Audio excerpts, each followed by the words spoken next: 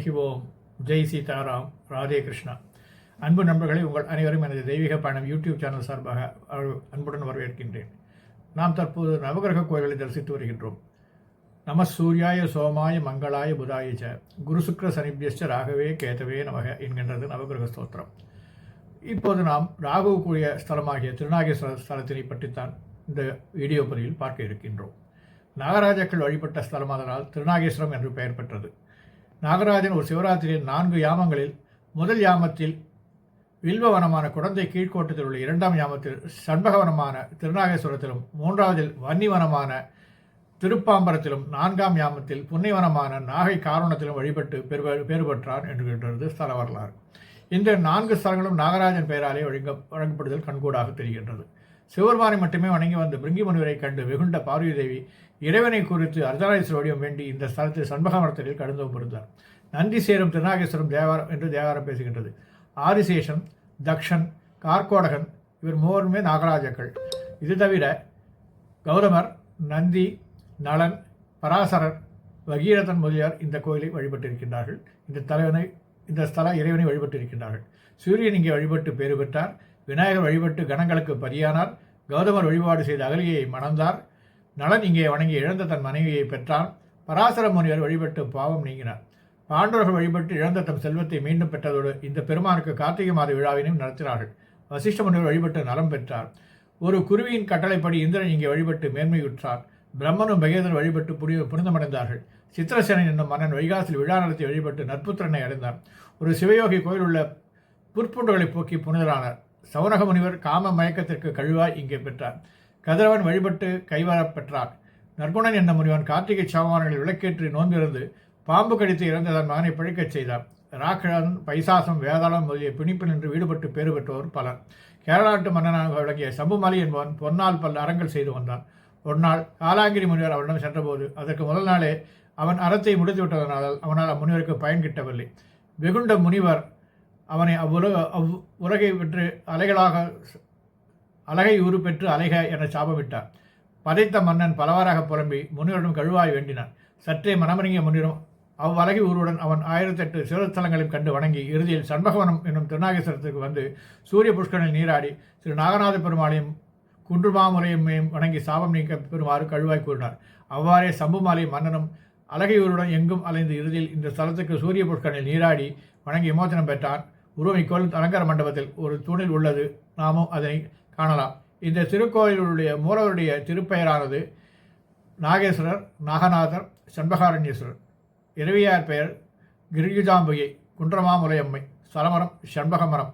தீர்த்தம் சூரிய தீர்த்தம், யம தீர்த்தம், பிரம்ம தீர்த்தம், சந்திர தீர்த்தம், அக்னி தீர்த்தம், துர்கா தீர்த்தம், கௌதம தீர்த்தம், பராசர தீர்த்தம், இந்திர தீர்த்தம், பிருகு தீர்த்தம், கண்வ தீர்த்தம், வசிஷ்ட தீர்த்தம். இதனை வழிபட்டவர்கள் சம்பந்தர், அப்பர், சுந்தரர், சேக்கிழார், ஆதிசேஷன், தக்ஷன், கார்கோடன் ஆகிய இவர்கள் அனைவரும் இந்த ஸ்தலத்தினை வந்து இறைவனை வழிபட்டு இருக்கின்றார்கள். வாருங்கள் நண்பர்களே, இத்தகைய பெருமை வாய்ந்த இந்த தலத்தினை நாமும் தரிசிப்போம். நன்றி, வணக்கம்.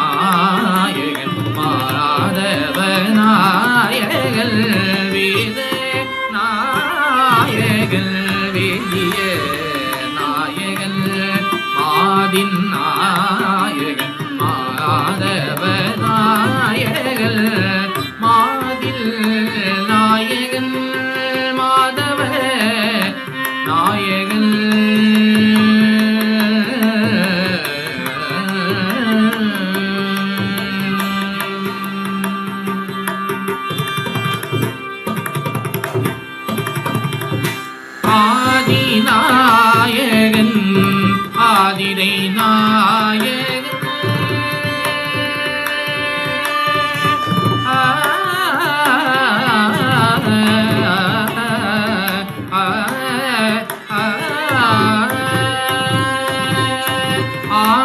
ஆதிநாயகன் ஆதிரை நாயகன் ஆதிநாயகன்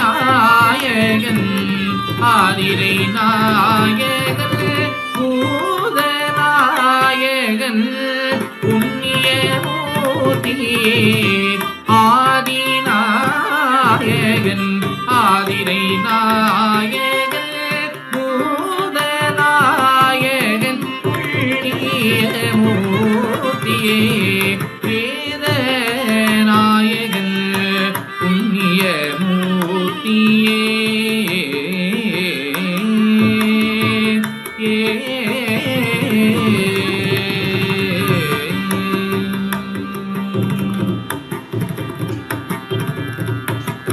நூறு கோடி பிரமர்கள் நொந்தினார் நூறு கோடி பிரமர்கள் நொந்தினார் 6 கோடி நாராயணரங்கனே 100 கோடி பிரமர்கள் நொந்தினார் 6 கோடி நாராயணரங்கனே பேரு கங்கை